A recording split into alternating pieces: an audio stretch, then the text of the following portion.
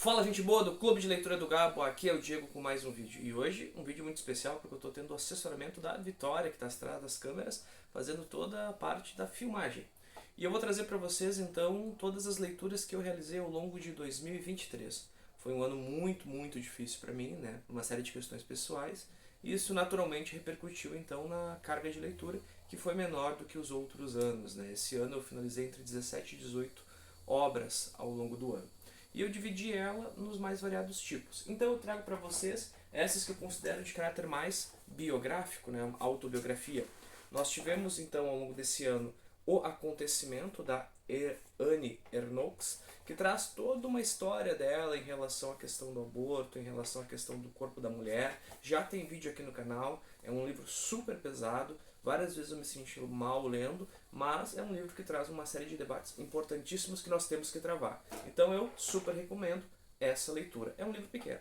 Ainda nessa ideia de autobiografia, nós temos A Cinderela Chinesa, da Adeline E. Ma, que é um livro que traz então toda a perspectiva de uma criança que vivenciou o final da Segunda Guerra Mundial, né, a Guerra Civil chinesa e ainda os maus tratos por parte da sua família. Então uma obra interessantíssima também, bastante triste em alguns momentos, quem for ler vai lembrar muito da história do Patinho.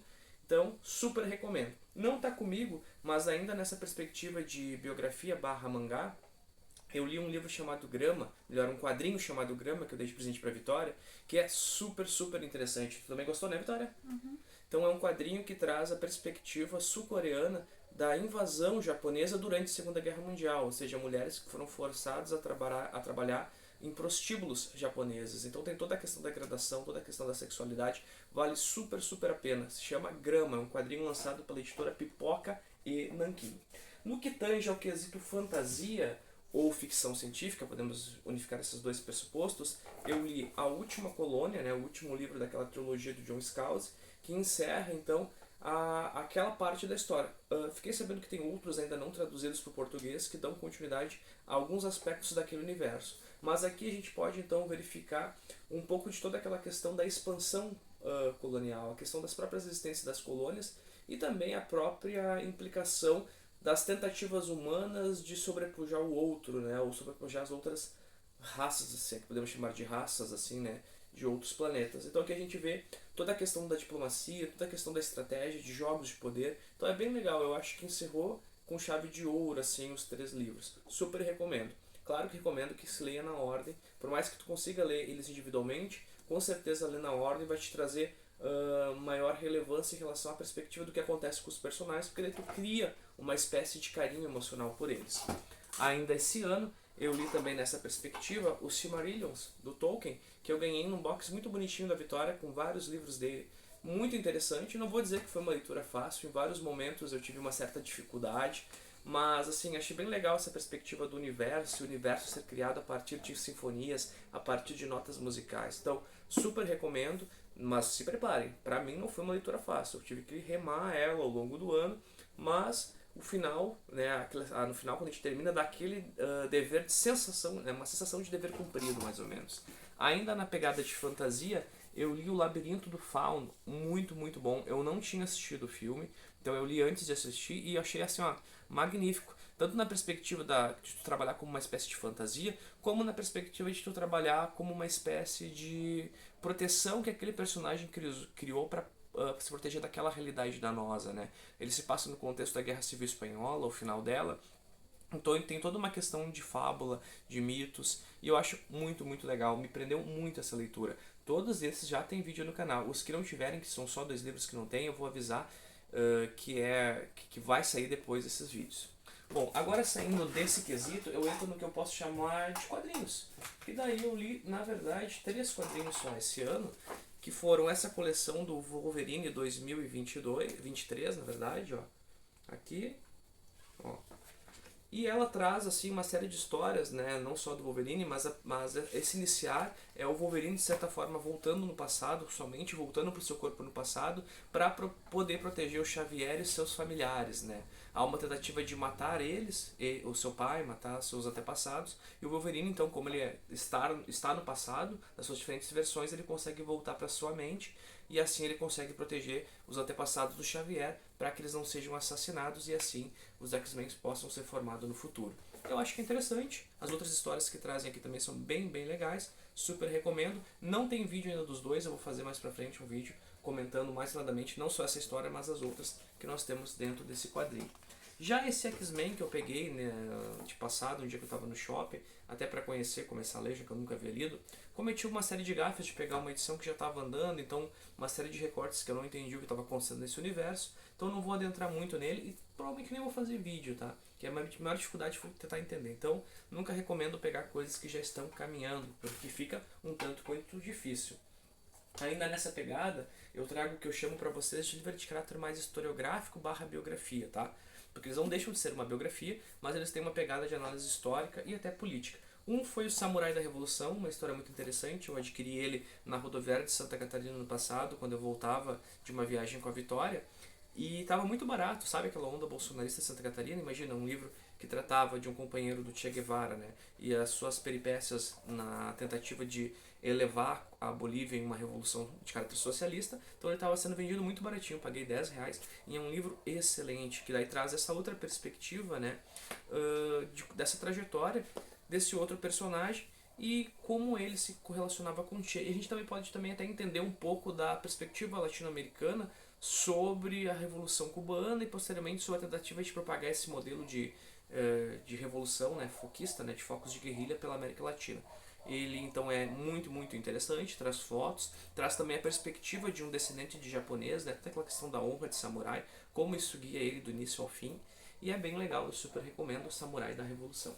Ainda nessa perspectiva que eu vou gravar um vídeo porque super merece, esse livro que me acompanha num momento muito difícil, né, eu peguei ele quando meu pai internou no hospital e eu li várias vezes ao longo desse processo, que se chama A Árvore de Guernica, que é um livro do jornalista sul-africano que acompanhou a Segunda Guerra Mundial, tanto a Segunda Guerra Mundial como a Guerra Civil Espanhola.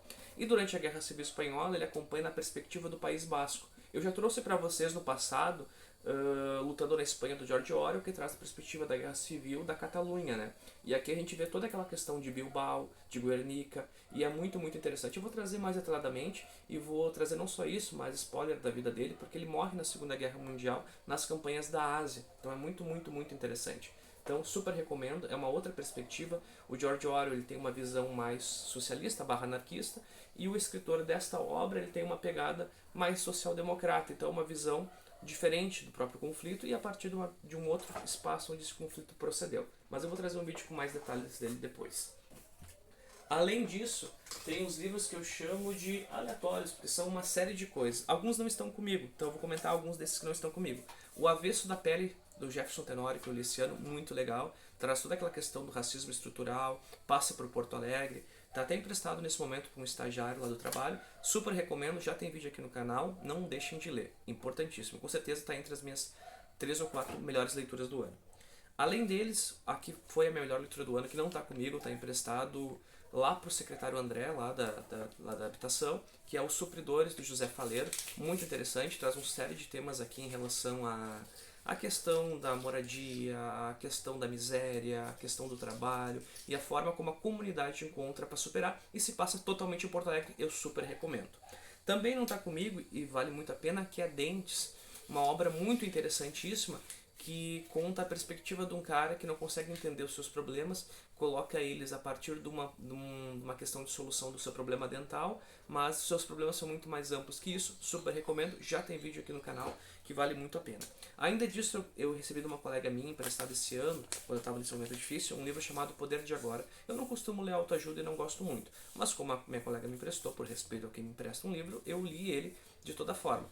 E o que eu achei? Eu achei que ele traz alguns pressupostos interessantes, mas que já são trabalhados em outras obras, né? A questão de tu poder focar no agora e nas resolutividades daquilo que está em teu poder, e não se perder em devaneios sobre as coisas que te fogem, as coisas que tu não consegue lidar. Mas eu acho que eu não gosto de autoajuda, tá? Mas se alguém quiser ler, leia. Mas pra mim não é uma coisa que eu gosto muito.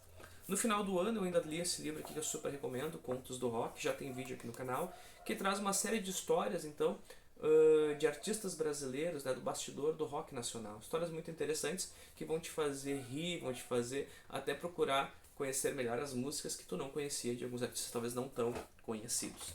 Além disso, eu terminei o ano, né, lendo esse livro aqui que se chama Meu Primeiro Amor, do Ivan Turgenev, que eu acho que eu ainda não gravei vídeo, vou gravar provavelmente essa semana ou depois, que é um livro que eu ganhei da Vitória, ó, que carinhosa ela. Só que eu acho que ela não tinha lido a descrição do livro, porque eu acho que a intenção dela era suscitar a questão do amor. Mas o livro, na verdade, tem uma outra pegada, e quando eu gravar o vídeo vocês vão saber bem melhor sobre essa pegada. Como vocês sabem, os russos eles não são tão tranquilos em relação ao amor, eles gostam mais de uma catástrofe. Então eu vou gravar um vídeo sobre isso aqui, vocês vão conhecer melhor. E termino então comentando a minha primeira leitura do ano, que foi Ninguém Escreve o Coronel, do Gabriel Garcia Marques. E é interessante, um ano que foi muito, muito, muito pesado para mim, né, por conta da perda do meu pai. E nesse livro o Gabriel começa com um personagem que, ao invés, né, de perder o pai, na verdade ele perde o filho. Então olha essa inversão, né? De alguma forma a literatura ela nos traz reflexões bastante significativas sobre coisas que talvez até estejam por vir em nossas vidas e a gente ainda nem percebeu. Então, eu comecei, se vocês forem lá atrás procurar a minha descrição dessa leitura no início do ano, com uma outra perspectiva. Mas eu termino com uma outra visão do autor, porque a partir da minha perda atual, né, eu começo a entender o que o galo significava para aquele autor. O galo não era só a esperança, o galo era a continuidade do filho dele. Assim como muitas outras coisas são a continuidade de meu pai. Então espero que vocês tenham gostado. Essas foram as leituras desse ano. Ano que vem vou tentar ler mais e vou trazer mais vídeos para vocês. Não esqueçam de se inscrever no canal, curtir, compartilhar e até a próxima, pessoal!